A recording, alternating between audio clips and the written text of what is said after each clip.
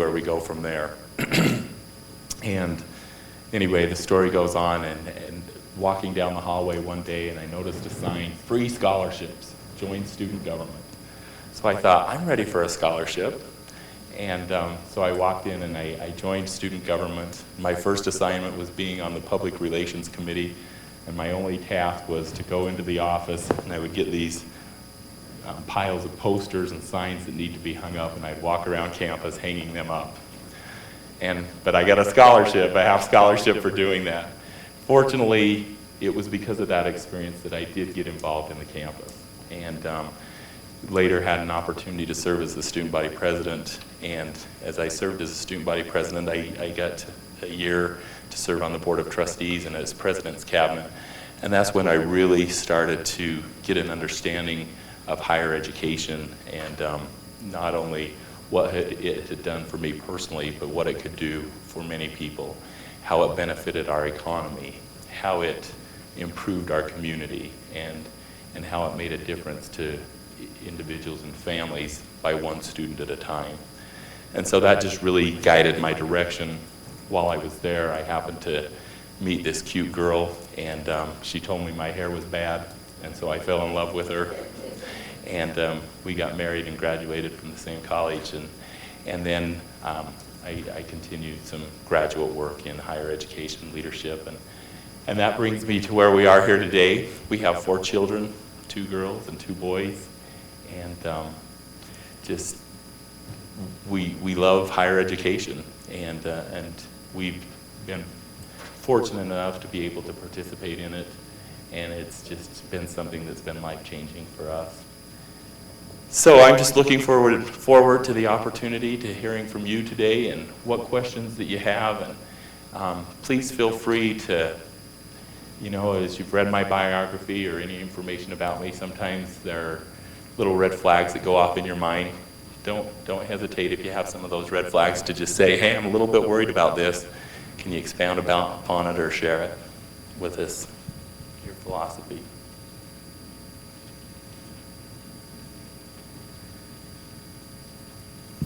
Okay.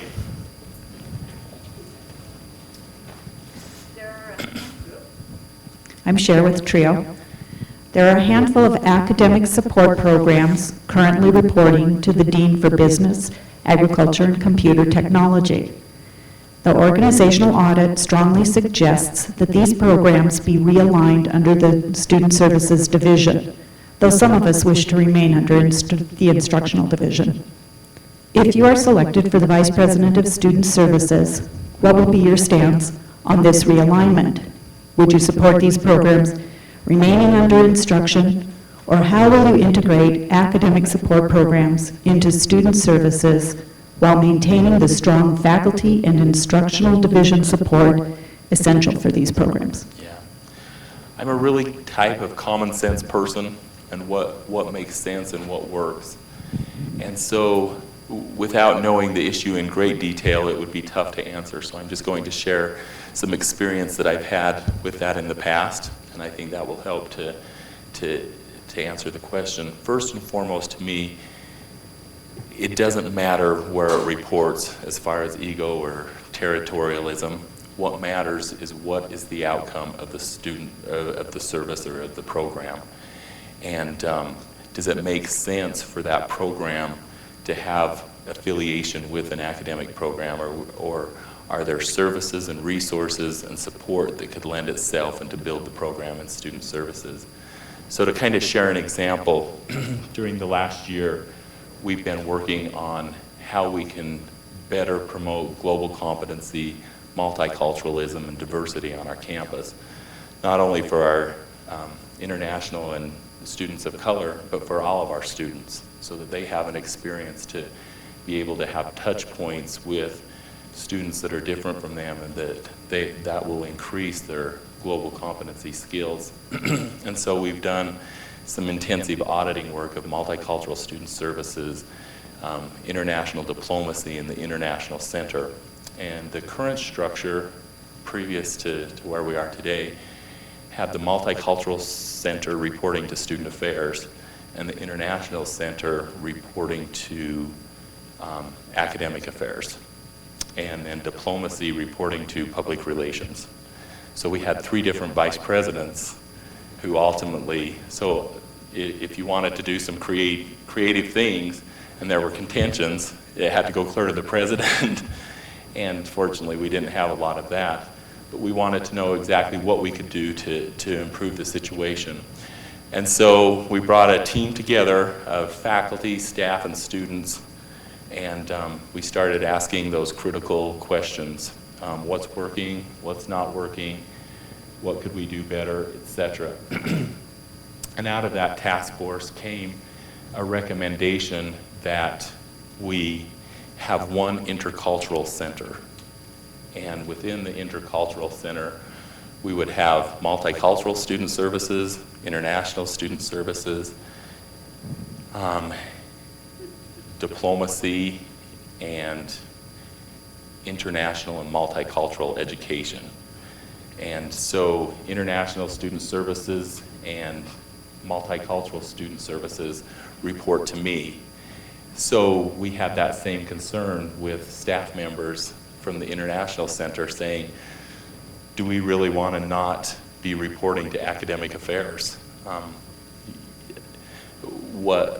What are we going to gain? What are we going to lose, etc.? I can tell you that as we transitioned and we started helping them to see the like services, that they're very happy with the decision, because for the first time now we've got SEVIS up and running. And so instead of them doing hand reporting, they've been able to capitalize on the partnerships that we had with records and registration to be able to utilize the technology.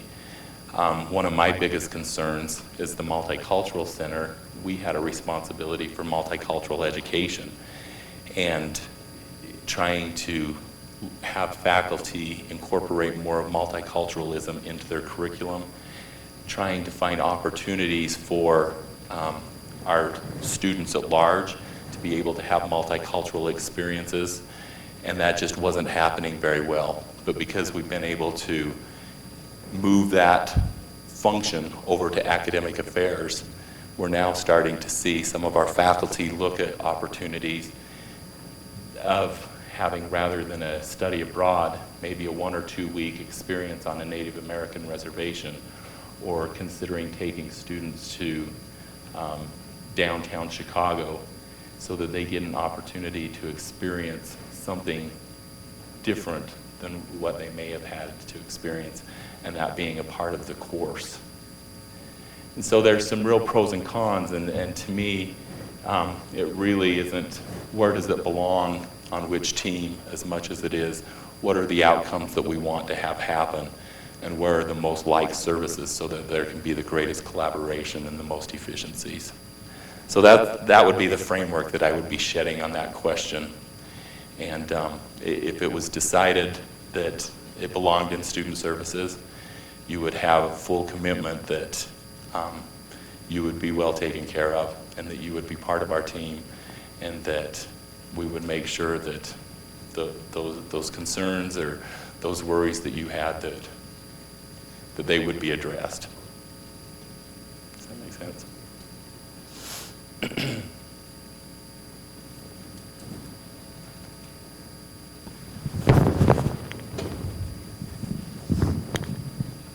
We've all been asking the same kind of questions of all the candidates, so it's just a kind of a crapshoot at who's going to go next each time. Anyway, John Sanford with psychology, and I have a couple of questions for you. One is, what role do you see in the student services area for the counseling function on campus? Counseling is in Personal, social. Mm-hmm. We want our students to be successful, and we're going to see more and more students with learning disabilities, with emotional difficulties. It's just a national trend that we're going to see more and more of those students participating in higher education, and we'll see a larger percentage on the community college campuses than we will elsewhere.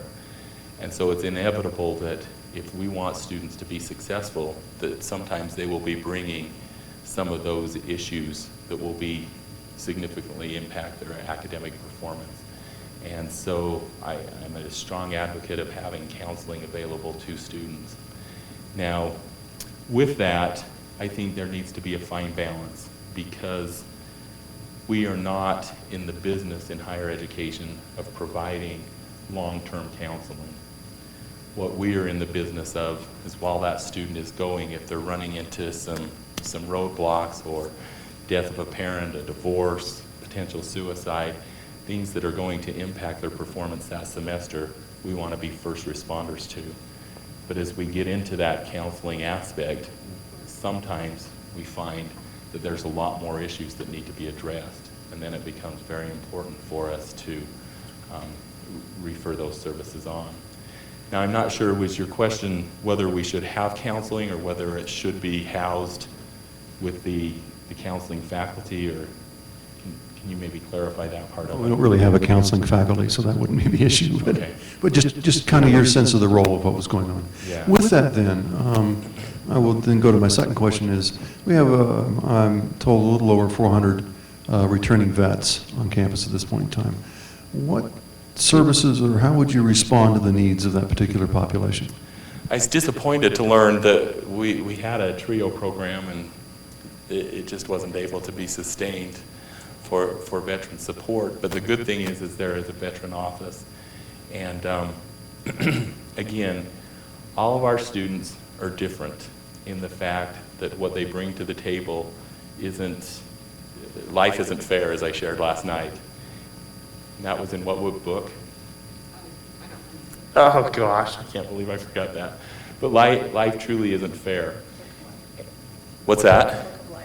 The Book of Life, yeah. And regardless of whether a student is a traditional student, or whether they're at midpoint in life, or whether they're a senior student and all of a sudden they find themselves needing to be a sole provider, our role and our mission is to be able to take them from where they are and to help them to be successful. And much of that work is dependent on the student. We're all educators in this room, and our goal is to get them empowered to be successful themselves. And veteran students are much the same. Many of them are first-generation students. Many of them know that they have educational benefits as part of their military service, but they're not really sure how that works.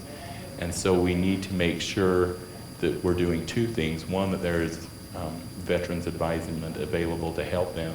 But secondly, that all of our student support staff are aware of veterans' issues, so that if they're advising a veteran, that they understand some of the potential worries that they may have with PTSD or something like that, and be able to refer them to the counselor.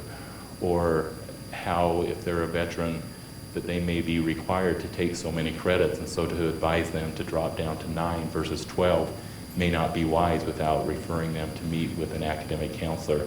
So we need to be across the board well enough aware that there are certain populations that have certain stipulations for their attendance here, and to be able to advise them correctly, and then also have that support advisement in place. Yeah.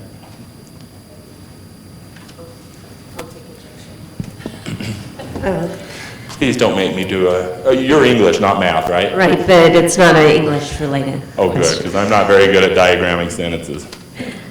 I'm really good at that. I bet. My question relates to your thoughts about service learning, and what's your experience with that, and how would you help our campus increase that? I love service learning, and I think there's two different types of service learning. There's one type where we get our students excited and they go out and clean up the highway with us, and that's great. But the other type that I really like is engaged learning, service learning, and that is where you take, the nursing program does this extremely well because of the clinicals that they have and the opportunities that they have to apply their skills. But you take an accounting student, and rather than just teaching them all the accounting principles, part of their program, or part of what they're encouraged to do, is spend some time with a CPA where they're helping people prepare tax returns, or they're doing a project for our business and industry that the CPA firm needs done that they never get around to doing it. And so the service learning, to me, is when they're able to apply their curriculum. That's when it's the best of all worlds.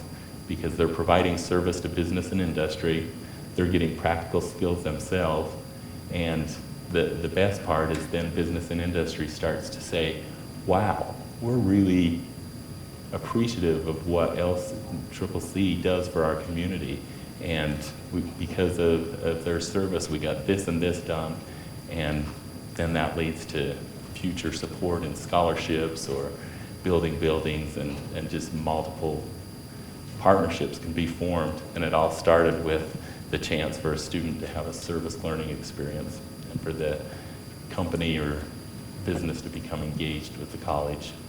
Can I follow up on that? How do you see your role in student services supporting faculty who want to do those kinds of projects with their students in their classes? I'm not familiar, where does service learning reside right now? Is there somebody that coordinates that? One of the faculty instructors who is not here, so I'm asking on her behalf. So it's under academics right now. Okay. Well, one of the models that I'm familiar with is having a service learning office where you've got your faculty who's kind of the coordinator and working with their colleagues to show what can be done and the potential and the benefits of it, and then you have a coordinator, a support person that helps with a lot of the logistics, because with service learning there are a lot of logistics that have to happen, and especially if we get into an externship or any type of a payment to that student, we have to take care of all of that and the impact that it would have. And so being able to have a support person to help that person, and oftentimes I've seen that support coming out of student services, coordinate those logistics and those functions. And that cross-cultural committee is really good, because then you start getting buy-in from both academic affairs and student affairs of how important this is. And so I would want to tag team that person with our career development, because of the professional engagement opportunities that will come to students who do that type of service learning.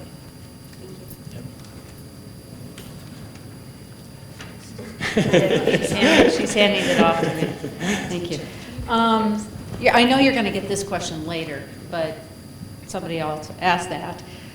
One of my passions is the mental health of our students, and you've already mentioned that you support having counseling on campus, and whatever that means. Gee, willikers, in the short term or 8 sessions or however, whatever that means. Sure. Yeah, we'll figure that out. Anyway, I noticed as I was digging around, in your school, you have a student response team. We have one here, it's called the care team. Often it's called behavior intervention teams in other schools. How closely did you work with your dean of students or the assistant VP of student life, or you may have been on that team, I don't know. Can you elaborate on your views in regard to having such a team on campus and well, I'll let you answer that. And we talked about this a little bit last night. We have the team, which is a small core team. I think it's the Student Health Services and the Dean of Students. And then they expand the team based on the particular student that we are dealing with. And so the most recent one that I have been dealing with is a student that he started triangulating all of us, and the reason that I got involved is because he got frustrated with the accessibility or the Disability Resource Center director. We call it Accessibility Services on our campus. And so he ended up coming to me because of his frustration. And so we brought together what you would call the care team, and we called it the person's name team. And we talked about exactly how we were going to work with that particular student and what our approach would be, and when we would help the student versus when we decided one of the person, and that's the Dean of Students, would become the key contact. And so as issues were brought forward, we would respectfully refer that person back to the Dean of Students, and then the Dean of Students was kind of the gatekeeper that would say, you know, why don't you take the lead on this part and you take the lead on that part. As far as on the Student Affairs Cabinet, the Dean of Students and myself, we both serve on that, and so many of those issues are brought to the cabinet level, and we talk about them as a cabinet. And so I've worked very closely with Bob, and have had a chance to be a part of many of those kind of behavioral or discipline issues that would be brought forward. Care team.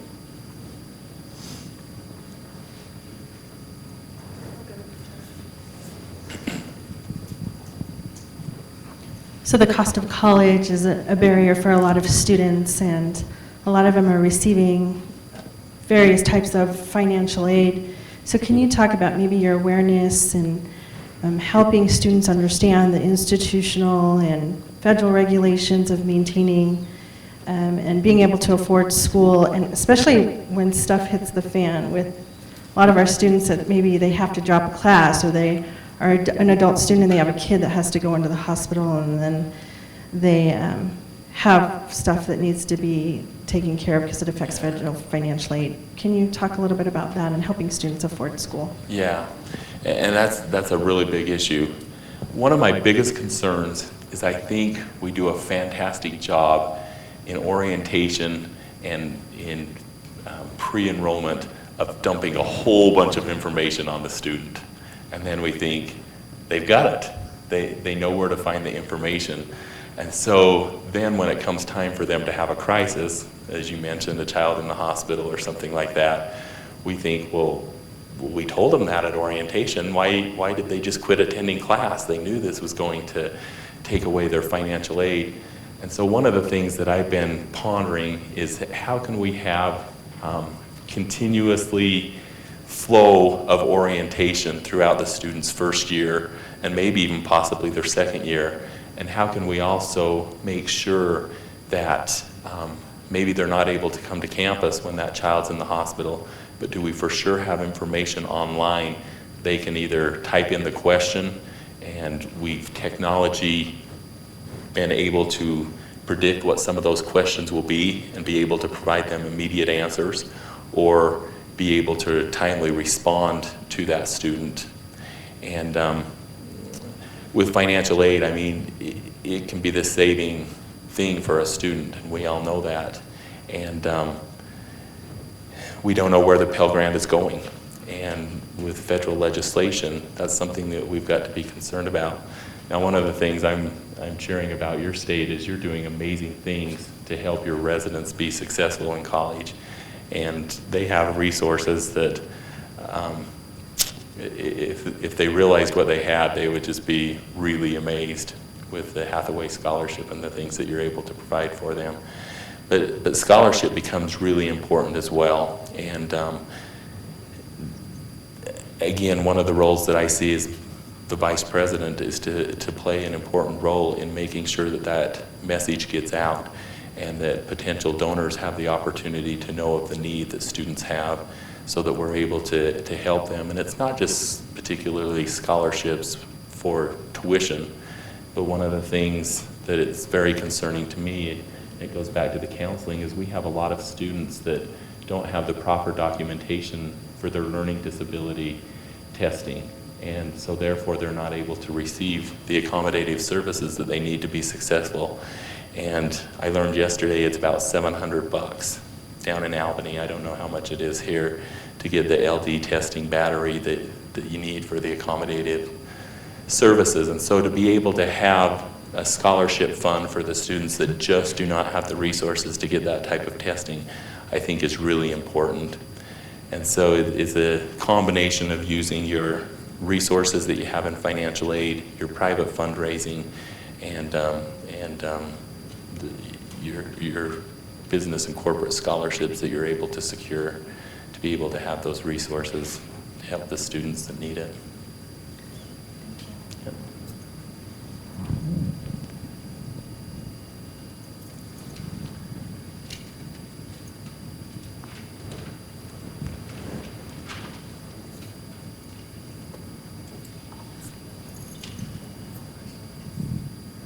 So someone has asked in the last few interviews about advising processes, and the system that we have now sometimes breaks down quite often. I also see in your biography that you have advisor training that's kind of pretty well known around the country. So could you talk to us a little bit about academic advising? Yeah. I'll just give you a kind of an institutional history of how that came to be. As a community college, most of our advisement was in the central advisement office or with faculty. And then as we started to provide more four-year degrees, as the four-year degrees came on, the decision was made to have the four-year degree advising happening in the academic departments. And those professional advisors would report to the department chair. And what was interesting is we were finding that as advisors would leave, and then the replacement would come on, nobody was there to train them. So they would show up to work, and we'll just pick on the School of Business. And the new School of Business advisor would show up, and they would say, here's your office. And they were left to fend for themselves. And so they would call the central advisement office, and they would say, help. And so had the opportunity to talk with our Vice President for Academic Affairs and talk about this. And my personal mantra for student affairs is personalized, seamless, and intentional. And to me, it's really critical that whether I go to an advisor in the School of Business or I go to an advisor in the Central Advisement Office, that I receive the same information and that they're properly trained and equipped to provide me with the right answers and the appropriate referral service. And so we talked about how important it would be to make sure, whether you're a faculty advisor or a staff advisor, that the proper information is given to you. And so we decided to create an office for advisor training and development, and I was the inaugural director of that, and the office has now evolved, and we have a continuous certification process so that when new advisors come on board, they go through 2 weeks, their half-day sessions of training. Some of it is online, some of it is face-to-face, and then they have so many hours of ongoing training that they need to receive through the year. And to me, the model of advisement needs to be considered, but the most important thing for effective advisement is what is the outcome that we want for students to receive because of their participation with an advisor. And it's so critical that the person providing that advisement really likes being an advisor, that they're not doing it because they're assigned a certain caseload. And there are some faculty that are excellent advisors, and there are some faculty that either maybe they're too busy or maybe it's not something that they want to do, and the student can really sense that they're kind of a burden to that student. And so I think it's important for us to work together and to identify the people on our campus that truly want to be involved with advisement students, and that's who should be doing the advising. And they should have the necessary resources to support them in that role. So the certification process you mentioned, is that voluntary? Is that chosen from people that want to be a part of that? It is a requirement, and the president's... For faculty and staff? Yeah, we have a system where it's all professional advisement and faculty mentoring. And so the only ones that are required to maintain certification are the professional academic advisors, the full-time academic advisors. But we have a thing called the Advisement Forum, where we bring our faculty and our staff together once a month, and we talk about training issues, we talk about current issues that are frustrating, and we're able to address many of those situations right there in that Advisement Forum. Sorry for all the racket out there. The highway cleanup crew just came back. We should have them bring in the soda in this group. You guys are having to pick up all my garbage of BS. You should get something out of this.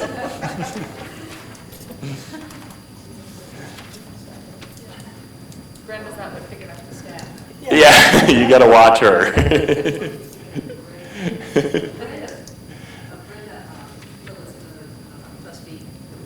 She's been asking some questions, but basically her question was, what is your passion? My passion is student success. And there's nothing greater than the feeling that you get, and I received this email on the 4th of July, a student who had started school 7 times and never finished. And he, whatever reasons, I mean, he had multiple reasons, and some of those times he had started, but he forgot to drop classes. So he was in serious academic trouble, and his GPA was not good. And so had the opportunity to teach him in a college success course. And the email came on the 4th of July saying, you know, basically, I think he's just completed his 2nd year, and he is at it was the 3.7 something, close to a 3.8, and he wanted to let me know he had received an academic scholarship and was just really excited. And you know, no one person can be there for every student. It takes every single one of us. And for some students, it's going to be a trustee member that lives next to them. For others, it's going to be an orientation leader or first-year experience, an admissions person, a vice president of student affairs. All of us are in the business of student success. And I truly believe that regardless of our position, we all wear the lapel of LCCC wherever we are, whether we're in the grocery store or the rodeo at the Big Daddy of them all. You know, we never know when we're going to connect with a student and or connect with a parent and going to have what seems like a normal conversation to us, but will be life-changing to that person. And so that is my passion, of knowing that we all have that potential within us to change a person's life, and to be what I see my role is making sure that people have the information and the knowledge and the resources so that they can successfully do that, and that if they don't know the answer to the question, they can get the person to connected. That seamless approach.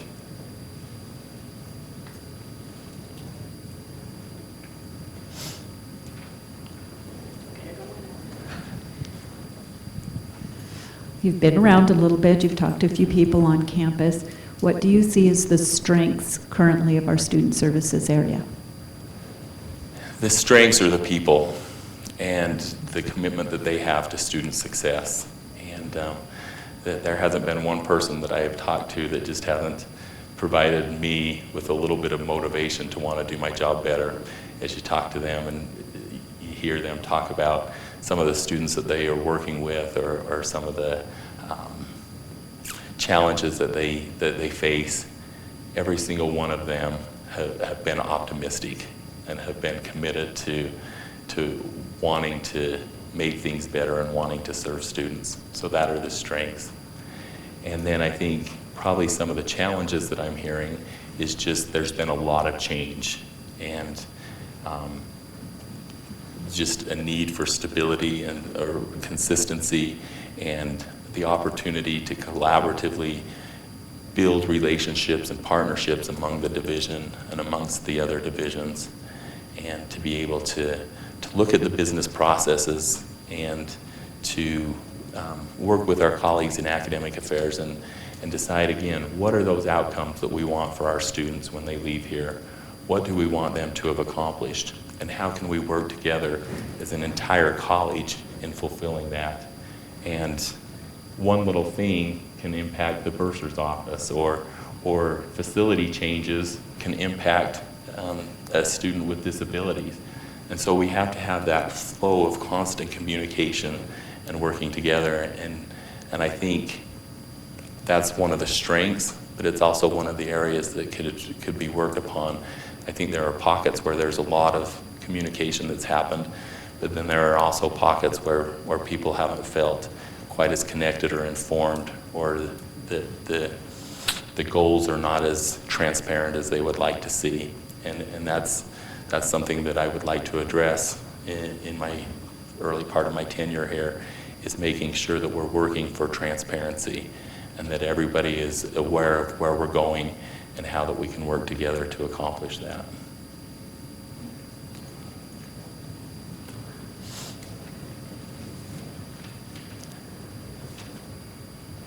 Does anybody have a good joke? Come on, Trustee Mosier. Do you not dare to say it on film? I can mute my mic. You saw how I could do that. I haven't heard anything to this effect. I was wondering what your been in the past with regards to responsibility for athletic departments, ADs, and the fact that coming here, if you were chosen, you would be looking at responsibility for some restructuring. Maybe just a little bit about your philosophy or perspective on athletics within the context of student services. You bet. The athletic director at the institution where I am now, he is an associate vice president / athletic director, and he serves on the cabinet that I serve upon. And so many of those athletic issues that we're dealing with as a cabinet. And just to kind of give you a historical background, we jumped, when we obtained university status, clear to D1. So almost like a community college jumping to D1. And so we didn't have the resources, and we didn't have the facilities, and certainly we didn't have the financial resources to be as successful as we needed to be.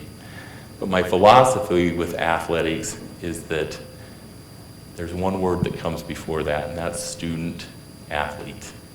And first and foremost, we want all of our students to be successful, whether they're a student leader or whether they're a student athlete. And we definitely want them to have the same rigor as all of our other students. And one of the things that I am learning is that, there are times when they'll be excused from classes to go and play their sporting events, but we never want our faculty to feel that they need to make special adjustments to the curriculum. And the example that I used earlier is let's assume that we have a student athlete that is going into nursing. And I like cheeseburgers and fries. So if I don't get on that treadmill pretty soon, it's inevitable that one of these days I'll probably be in there for bypass surgery, who knows? And I'm not going to want to have a nurse who didn't get the full training working on me because they were a student athlete. I want them to be as fully prepared and competent in their profession. Now that's not to say that we won't allow them to make up a test or to turn in an assignment when they get back from playing their athletic event. But we want them to meet the same expectations as every student, so that when they graduate as a windmill technician or as an EMT or a nurse, they're fully competent to perform their professional responsibilities. So student comes first in student athlete. I think athletics provides a great opportunity to build energy and enthusiasm for the college. And it's an opportunity for our student athletes to get out and to provide service, and for our community members to come and to be a part of the campus and to be able to watch basketball games and soccer games and to be able to bring their children, community members to bring their children and watch the next level. Because oftentimes as a young child, if you see a college game, that helps you to aspire to want to become better. And so it's part of that building of community and building of student that student athletics can do. Let me kind of touch. Okay. Add an additional item there in terms of moving from athletics to considering other programs, whether it be PTK or other student organizations. Tell me a little bit about your philosophy there as far as where they're related to learning. To me, again, those learning outcomes that we have for all of our students, we want to be looking for a PTK and student athletics and multicultural center, and asking ourselves, how do we contribute to that learning? What are those co-curricular things that we do that helps the student to learn to be a critical thinker or to be a globally competent citizen? And not only do we identify those things, but we ask ourselves, how are we going to measure that? How will we know when they graduate from LCCC that what we did in TRIO helped that student to be a better critical thinker, or to help that student to be a more effective communicator orally or in writing? And I think we have to ask ourselves that same question in student athletics and the Phi Theta Kappa. the collegiate experience is not just what happens in class. It's what happens in class, and it's what happens out of class. And many of the student service responsibilities are those things that happen outside of class, yet we contribute to that learning. But if we're able to say that we contribute to that learning, but we don't have any evidence of it, and people are like, yeah, you say you do, but show me how, you know? Show me the beef. Remember that commercial? And so we've got to be able to show them, we've got to be able to show them how we contribute to that student learning, how we've collected our data, and then it gives legitimacy to the program. Is that kind of where you were going? I wasn't, okay. Dale. Okay. So my question is, what role do you think using student development theory has within student services? So are you saying, how does student development theory inform us in our work? You know, student development theory is a lot built upon many psychology principles and many business principles, but it's basically saying, where is the student now and how are they going to cognitively, behaviorally, socially develop, and what is our role in that process? And so there are a whole bunch of theories out there. And so for me to say I prescribe to this one or that one, I think all of them have their sole purpose of helping us to understand different components of the individual. And I think it's important as the student leader to be aware of those student development theories, but more importantly to make sure the staff and team are aware of some of the student development theories, and that we share them and we talk about them in our development meetings. And but I wouldn't be the type of leader that would come and say, this is the answer. This is the student development theory above all other theories that's going to be our guidance. But I think what we have to do is, just like our students, we have to critically look at every theory and take the positive out that's going to benefit and influence our work and use that. And so student development theory is something that shouldn't be taken lightly, because it does inform our work and it does guide us. But at the same time, if you try and apply one mold to every single student, it's not always going to work. And so we have to be aware of, again, it goes back to the individual student. We don't want to just be out on a whim doing whatever we feel should be done. We want to have some guiding principles.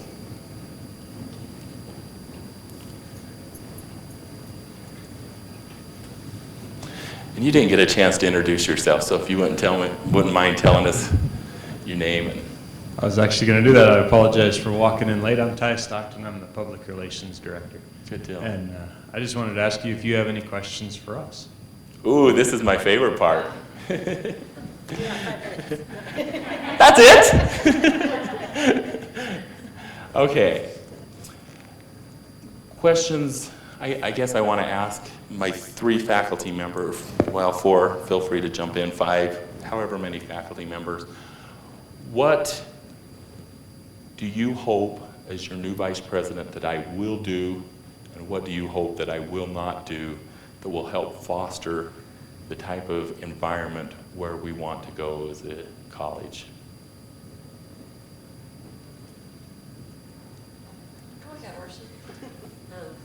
One thing that I hope that you will do for me as a faculty member is take a look at the advising system and make sure that we're working together for what's best for the students, because that's where I find, even in terms of placing them into a developmental level English course and helping them succeed. Some students have gone through, they think they're ready to graduate and they missed an English class, and that should never happen. And so advising is the biggest piece for me as a faculty member. Great. Is there anything that I shouldn't do? My list is 7 pages long. No, I don't know. I'd have to think about that. Okay. Anything else? You shouldn't, I know. You shouldn't be afraid to make changes. I think we're ready to move forward. I think many of us are ready to go, but please don't be afraid of making changes. I know people hate change, and sometimes people want to not rock the boat and not make people upset, but we need somebody who's ready to move us forward, so don't be afraid. Great, thank you. I want to ask the next question to the trustees, and it was a question that was asked to me last night by a trustee, and so I would like to get your input.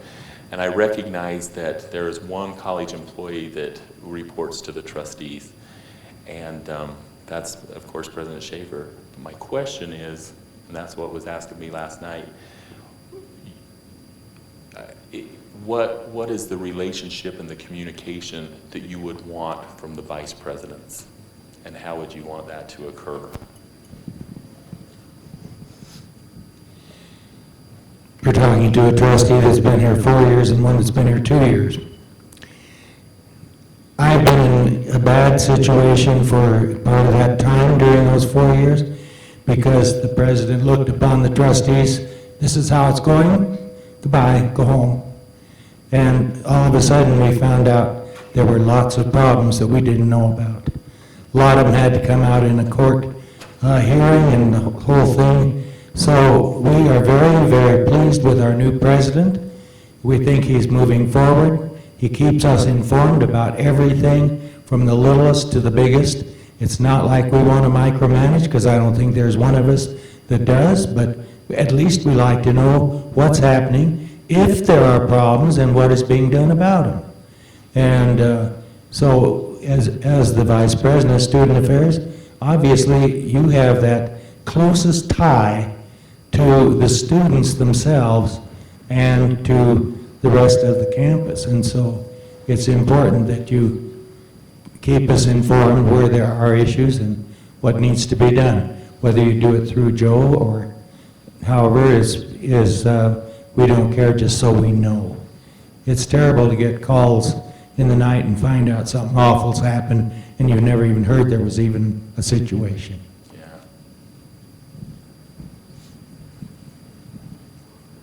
In the 2 years, I think most importantly, we would want no blue sky, no smoke, no mirrors. Let's just hear what it is and we'll deal with it with integrity.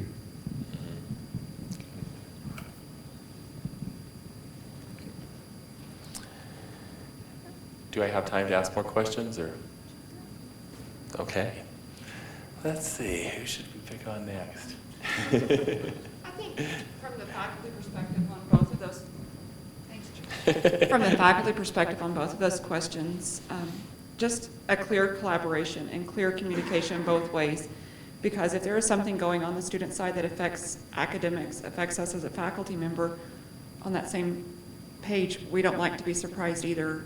And it is beneficial to have that clear collaboration and clear communication in all directions. Makes total sense. I don't know who best can answer this question. 3 minutes. What is the pulse of school spirit, and what is the pulse of community spirit? And so, of course, you know, being the new guy in town, one of the things that I do is walk around and talk to gas station attendants and hotel attendants and ask them about LCCC. And so just kind of, you know, I've only got to talk to a few people, and so that's my initial impression. I would really like to know what is the community pulse? How do they feel about the campus? What are things that we can do to improve that? And again, same with the students. Well, I'm excited that you asked that question. I'm Lisa Murphy, and I'm really excited that you asked that because for the first time we can report that for the last 6 months we have had really positive response in the community. We have had positive stories in the newspaper. We've not had one negative headline for the last 6 months, and it's been great.